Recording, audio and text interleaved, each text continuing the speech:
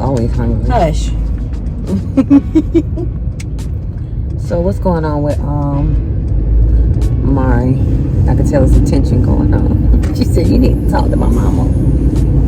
Girl, Amari right now doesn't want to go to school. Right now she wants to sit out for at least a semester or a year before she makes her final decision to head to Atlanta. And I mean, this day and age, these children they're different. Like when we were growing up, we knew. I don't even know if it was like been in a different. Nah, I got 100% honesty. Okay. So I couldn't wait to get out of my mom and daddy house, and I didn't have the relationship with them at that point that you have with your children. Okay. Right? I was ready to get out, be grown, come home when I want to, that kind of stuff. So when I went to FAM my freshman year, like I still wasn't ready. I wasn't mature enough. Even though I did well, out throughout school with my grades, my freshman year, I didn't do as well as I could have done because of the freedom or whatever. And so when it went south and I decided to come home, just like her, after 1 year being like, okay, I decided to come home. My mama was like, you can come home, but you still gonna go to school. You're still gonna go to school, because I was talking about going to hair school and all that. She was like, I don't care, you can go to hair school. She did say she wants to become an esthetician. Right, but think about that. And so, and I was thinking in my mind back then, 19 years old, I want to be an entrepreneur. But I didn't know what all it took to be an entrepreneur. I was just like, I want to come home, I'm gonna be a cosmetologist, and I'm gonna open, salons all across Florida. Right. But mama was like, you have to continue to go to school. She's like, even if you go part-time, you're not quitting. So if she wants to, sit out, just kind of, I don't know. I told her that we have to devise a plan. Like, you're not going to not do anything. Like, working where she works now, no disrespect to that organization, that's just not life unless you're gonna own it. Yeah, she can't do that forever. But if she says she want to come home and be an esthetician, then okay, you can go to esthetician school, and you also gonna take basic business courses. Like, I don't care if it's 1 or 2 classes a semester to help her understand. Because while she's still at that job and them checks, does she pay for anything? Not yet. We haven't set those, because she's just starting to get checks. The money is just starting to roll in. So now we do have to sit down and devise a plan as to what you're going to do, how you're going to do it, and that's that, before you decide to head on off to Atlanta. Which I really think she's waiting on Armani to finish school. And they go together? And they go together. They go to Atlanta together, because, Armani really wants to go to University of Georgia. So she think it's because if Armani gets accepted in the University of Georgia, is she saying that she want to move to Athens? Or she want to go to University of Georgia? No, just move to Georgia in general. Like, go up there where their father is. Not that she'll be in Athens, but she'll be in Georgia with her sister. That's my mindset. That's what I'm thinking. I'm not saying that, because that ain't even close. Like, they a stretch of miles away. I mean, and if that is what she's thinking, there needs to be a reality check up. Even if, dang, I didn't know all this was down here. Even if Monty goes to University of Georgia, Amara needs to go see what Athens is like. Because if she don't go to University of Georgia, she's not going to want to live in no Athens. I know she's not going to. Right. So if she's living in Atlanta and Monty in Athens, they might mean seeing each other on weekends and that kind of stuff. I don't know. But what you can't do is overreact. And sometimes I do, because I want so much more from my girls. Like, for me, education was like, I'm going off to college, but I do remember there was a time when I was, in limbo in my 12th grade year, and I was like, I want to go to FAM, and then when that kind of fell through, it was like, okay, well, I'm gonna stay home for 2 years. It was the exact same thing. I'm gonna stay home for 2 years. I'm gonna go to FSCJ, for 2 years, and then I'm going to go to Atlanta because that's why I wanted to go to Morris Brown. That was my thought. So it seems like she's on the same path that I was, but I had friends that's like, no, if you get comfortable at home, you're not going. So you get ready to come to Bethune with us. Right. And that's how I got to Bethune. And I stayed there my entire 4.5, 5 years and obtained my degree. So she doesn't have... Why your cookie doing that? Girl, if you don't get some gas in this car. I was like, what is that? That is not the noise. And we will be all right. Girl, I know my car. Just hush and ride. Jesus Christ. We'll get some gas. Cargo. I ain't walking. I'm sitting right here. Wait on girl. I'm waiting on Mercedes come get. You gonna push. So this is the thing. Okay, so she says she wants to go to esthetician school. She wants to do the modeling. So all of that in the beauty care. I mean, it could work for her. I mean, I think, but maybe having someone talk to her that is an entrepreneur, like she looks at you and she sees the hard work that you do as an entrepreneur, right? And she sees that it takes a lot of work. But I gotta, like, at that age, I mean, when I tell you, my mom and daddy couldn't tell me nothing. Like, you just be at this, I'm grown, I got it. The times have changed. You don't understand. Well, I know she respects you as her big auntie. And so you're like the fun auntie, but I don't need you to be the fun auntie when you're talking to her about this, because I need for you to fuss at her. It's not fussing at her, but hearing it from mom is just like, oh, she's doing nothing but fussing. Right. But hearing it from auntie that I respect, that I see, that has grind all her life that I've known, and where she is now, I know it can work. So you helping her understand from a different standpoint about the importance of, if you're not gonna get a 4-year degree, at least a 2-year degree in business, in addition to, because I can see her becoming an esthetician and open up different esthetician shops. Right. I know, because Amari is a very smart young lady. So maybe I'll hit her with the, okay, so she doesn't know my 12th and freshman year. So maybe I had that conversation with her, like, I know what you're feeling. You know, I was in the same boat. I was trying to find myself. I wanted to be an entrepreneur young, but then when I got out there and I went to cosmetology school, I was still in school. I went to cosmetology school, and then I started standing up on my feet in them salons. I was like, yeah, I don't want to do this the rest of my life. Right. And like how you can, she's such a young age where you can change your mind and just have, like, already be working on a plan B, plan C.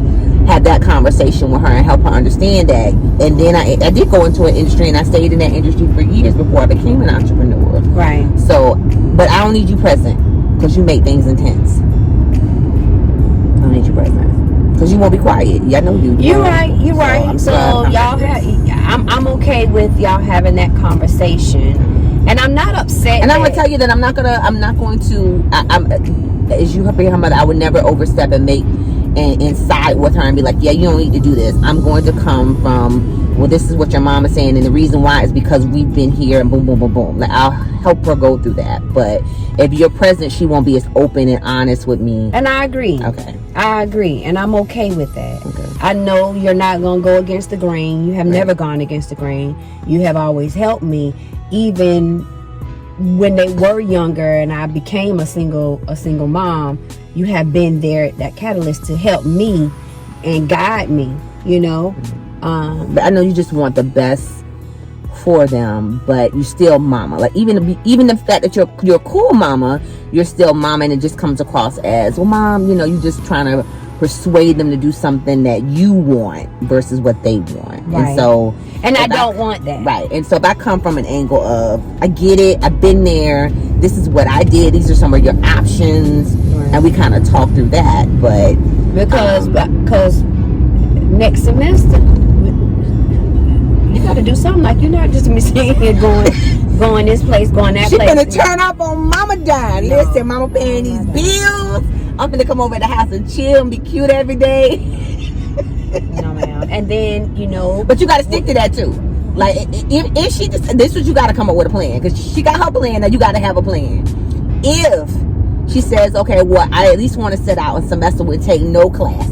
And if she wants to just work, take no classes, take a break, find herself or whatever, you got to be like, okay, in order to do this, you're going to be responsible for this. I can tell you what made me want to grind harder is the fact that when I did start doing hair, Daddy was like, okay, you doing hair, I'm going to let you use the side of the house. You're going to pay light bill, you're going to pay water bill, you're going to pay. I was like, dang. I was like, I got to pay all of this stuff, like, you know, but it helped me. Responsibilities, though. Right, it helped me respond. And I already was paying my car note. So I was paying my car note, paying light. And so it helped me grind. And I was like, okay.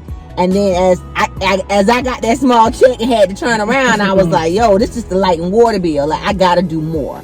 So help her see that life takes responsibility. You got to pay bills. You got to do whatever. And so even when that semester out, right, I'm not saying make life miserable, but make it a little uncomfortable where she says, okay. And then, you know, that's what I'm saying. Now, if you a full-time student, I got this.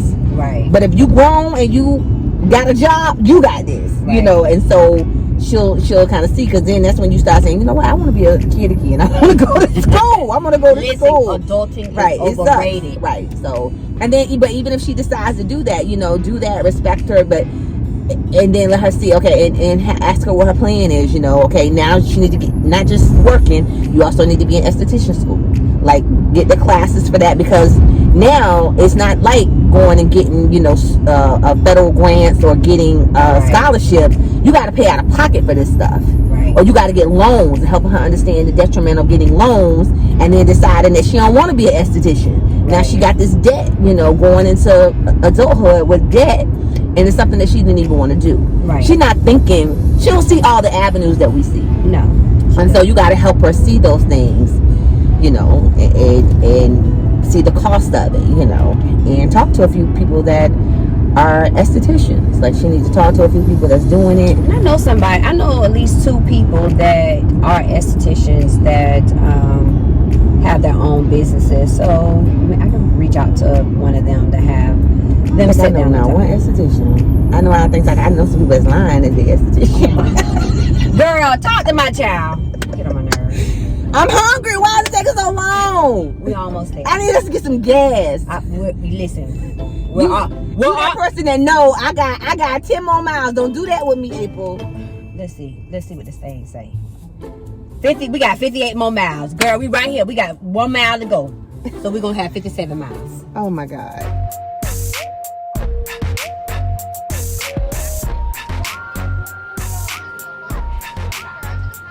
I don't know why I brought you to a winery and you don't drink wine. I mean, it's the ambiance. Yeah. It's really nice. I might taste a little. You had to. Longer than sweet. I'm not gonna drink by myself. I started to tell Mama to come. And y'all, I ain't gonna go get drunk with y'all. DoingTheMost.com. Is it in the camp? Touch it. I will not. Why are you scared to touch it? No. See? Yeah, I'm already bumped into you. No, ma'am. I'm good. Oh my God. Is that a baby cow? He's shaking, or she's shaking. Is she gonna pass gas on us? Really? Oh my God. This is a major no. You're just a treat as a little child. I am. Wow. You should have brought the girls. But one thing she did come home and show me. She had a tattoo. We're at. You truly want to know where? Because you couldn't see it last night when we got in. Oh. She got it like visibly somewhere? Yes. Okay. And I tried my hardest to kind of talk her out of it. But I guess once they think they turn 18. Who that remind you of?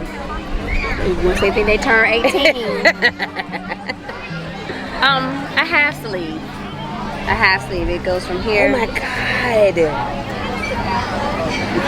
I say, okay. Alright. We get it in places that you cannot see. Especially in the industry you want to go in. Like, it was a rough talk, but. Did she ask you, or she just kind of told you after the fact? She told me in the beginning, this is what Mama, this is what I want to do. And when I had my reservations and tried to have that conversation with her, she didn't talk to me for the rest of the week. And then I guess she went that Friday, and then I probably saw her like that Monday or Tuesday, and here it is.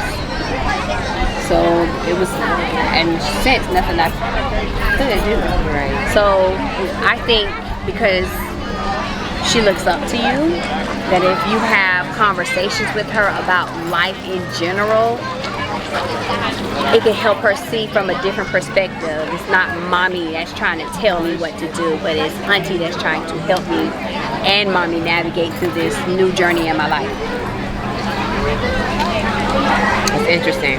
It starts out as a little rebellion thing. Right, exactly. It does. It started out, and when you get one, it's like. Right. But I think initially, like when you're young, when you got your first tattoo, it wasn't that you got it in a place you didn't want to be seen. You got it in a place where your mama couldn't see it. You tried to hide it. It was, you know what I'm saying? So it was different. Right. And in her mind, what's the big deal that it's seen? My mom has one. You know, people wear tattoos all the time. And so it's a different generation of outlook. So she's not worried about the fact of putting it where it can't be seen. Correct. She got it because she likes the beauty of whatever it is she got. I ain't even seen it yet. I didn't see it. Like, oh, she had a different shirt she had on. Okay. Right. So, and it's not that she doesn't want to show it, but it's like, okay, when is auntie gonna say it? Oh, okay. Mama, you know, kind of. So I gotta put her in a chokehold and be like, show me that tattoo. Yeah. Okay. So, wow. But so like, what conversation have you already had with Monty about it? Because you know she really respects Amari. I had a real long conversation with Armani about it, more so than I did with Amari, because Armani was more to opening up and expressing how she feels because she's still underage and she knows she can't get it done anyway. Right. But it was a thing of, I don't see what's wrong with it, Mom. My sister can still do X, Y, Z in this industry and break norms and things like that. And so I had to express to her, like, even with her and her future goals as a track star, like, you just have to be careful of things like that because people's perception is their reality. Right. And the scrutiny that can come with it. Correct. Like, is it frowned upon? Right. For body art? Probably not now the way it was for us 20 years ago. Right. You know, and so they're looking at other people currently in the industry or in the, you know, sports or whatever, and they're like, oh, you got tattoos, what's the big deal? Right. You know, so I mean, I see your side. I definitely understand what you're talking about, but why not talk to you? Well, you must have let her have it. I did. I did via text and I did call. And she was not receptive of it. So I gotta come a different approach. Correct. Like, you have to come to her in an aspect of how the industry may perceive certain things versus mommy saying, it's okay, just get it somewhere. Okay. In the what? Okay. You understand? I will. Yeah. Come on, Ace, get it! So that's exactly, you know, what I think she needs. Alright, so I'm done talking to the cow. Right. Hi, guys! Honestly, I just think parenting for this generation is just very different. Like, you know, I see my mom all the time with Ava, and I remember how she was with me, and she's very conscious of, you know, you're on the phone all day long. You know, it's just, we were on the phone too, but it was, you know, you're in the room when you had Yeah, I this. can say that was a little different thing. It wasn't faced. They didn't see that. Right. You were in your room. Right. And I say it's more because she's not talking to people a lot of times. A lot of times she's just scrolling. She's looking at different things on social media. Right. She's always taking pictures. Right. The video games is on the phone. So everything is in the palm of their hands versus we were out and about. And I think that's just, you know. It's different. It is. It's very, very, very different. It's like technology. Right. And we knew it was coming as we were getting older, but now it's here. Right. And that's all that they actually do. So I think I'm already seeing people in her industry with tattoos. She sees it on social media. Correct. Like, so even if they did exist during those days, we didn't see that because it was always the runway model. We saw them with the makeup on. We saw them in the catalogs, and if they had something, it was probably covered up. So I don't know. We didn't have social media. Right. Not at that age. Right.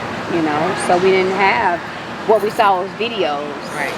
You know, but now they can see, seems like everything inside a person's life because it's blasted on social media. So it's like, that's just like, you know, a young man want to be a basketball star because all they saw was basketball stars growing up. So it's like, here I am wanting to do this, and this is what I see, and this is the norm.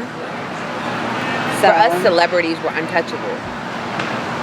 You know, it was one of those things that when you saw a celebrity on television or when you saw them in right on magazine, it was like, wow. Right. But these kids can literally interact on a feed, you know, and possibly have whoever say something back to them. Correct. And that person's not just showing them the picture and the made up what they want them to see. They're showing them in their home. They're showing them in, you know, around their family. So it's just very different. I mean, you got to just consider that now. I think about me, you know, on this journey, it's going to be even worse, you know. I'm starting from scratch. And as the generations grow up and the next generations come, it's going to be even harder. As they say, what they're wiser but weaker. It just shows that. So it's really hard. And as a single mom, dealing with that and having to be there to teach them these things by myself, in a sense, it's really hard. I want them to always be able to come and talk to mama, but at the same time, as they get older, I have to allow them to have freedom of speech and be able to come and communicate, and we talk about things that they are dealing with and that they are going through, and that the decisions that they make is not because I'm telling them to do it as though when I was growing up that's what it was. You do what I say and that's that. I want them to be able to come and talk to me and get advice from me and make the right decisions in life. So this winery was very different from what we're used to. It was one kind of like a hayride type area. I don't know where I was at. I was kind of like, where am I at? I'm in the middle of the country. There was literally cows, and this cow was kind of like, and that was weird.